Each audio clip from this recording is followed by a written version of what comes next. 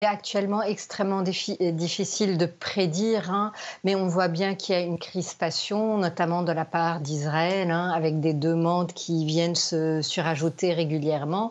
Il est beaucoup moins, voilà, on saisit moins bien la position du Hamas, mais il semble, voilà, qu'un des points d'achoppement, c'est un cessez-le-feu temporaire de 6 semaines pour rendre service un peu à toutes les bonnes consciences qui ont envie que, voilà, que pour Ramadan, on soit dans un calme relatif, qu'on puisse injecter de l'aide humanitaire. Et puis le Hamas qui est davantage dans une position voilà, qui vise un cessez-le-feu définitif pour que la guerre ne reprenne pas avec la même intensité à laquelle on assiste maintenant, avec son coût humain extrêmement élevé. Et tout cela s'annonce particulièrement complexe. Chaque point est important. Au-delà de l'arrêt des combats et des échanges d'otages et de prisonniers, une trêve, elle permettrait, vous l'avez dit, de fournir une aide humanitaire à ces Gazaouis qui meurent de faim. Il faut aussi, pardon, qu'ils se réfugient quelque part avec un éventuel cessez-le-feu. Israël, mais aussi l'Égypte, plancherait en ce moment sur la création de grands camps de réfugiés. Qu'est-ce qu'on en sait pour l'instant? Écoutez, là aussi très peu de choses, d'autant plus que l'Égypte est dans la dénégation. On voit bien qu'il y a des choses qui sont entreprises, hein. On le voit par satellite. Vous avez des associations, notamment égyptiennes, qui l'ont révélé. Mais on en sait finalement très très peu, d'autant plus que c'est quelque chose qui risque de fragiliser énormément l'Égypte sur le court terme, hein, parce que l'immense majorité de la population égyptienne est extrêmement hostile à l'éviction des Palestiniens de Gaza et de manière générale, hein,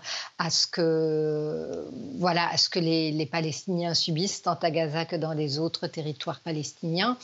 Et de l'autre côté, on sait très bien qu'un afflux massif de réfugiés en Égypte entraînera certainement des formes d'insécurité, d'instabilité dans un Sinaï qui lui-même n'est pas intrinsèquement stable. Et donc, il ne faut pas seulement réfléchir sur le très très court terme, mais sur le moyen, voire le plus long terme.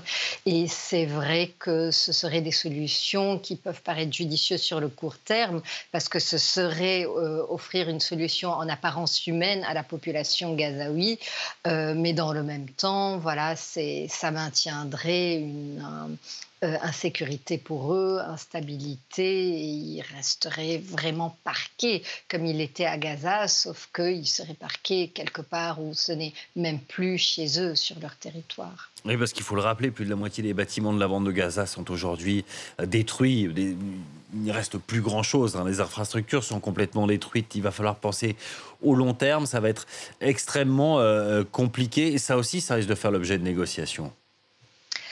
Oui, tout en sachant qu'on, voilà, là aussi, on est dans le flou intégral. Il y a des idées qui ont été brassées. Elles vont de l'éviction toute simple de tous les Gazaouis jusqu'à, voilà, on a entendu parler de cette île artificielle qu'on créerait au large de Gaza pour y parquer les Gazaouis. Donc voilà, mais c'est vrai qu'aujourd'hui, on n'a pas de piste concrète et sérieuse qui permettrait d'envisager la relocalisation décente des Gazaouis, idéalement dans la bande de Gaza.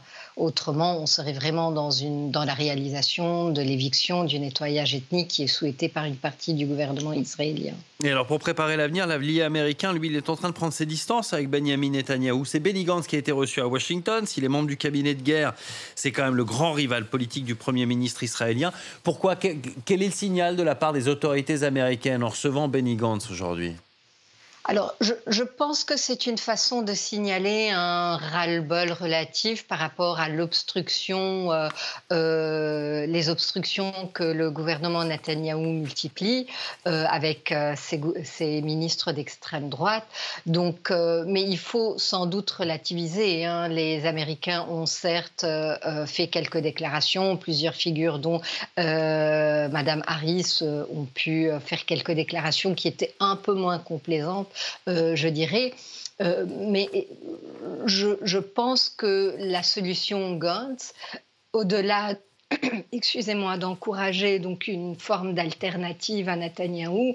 Elle consiste surtout à perpétuer la politique de soutien intégral américain à Israël, mais en se cherchant un partenaire un peu moins critiquable que Netanyahou, un peu moins fragilisé que Netanyahou.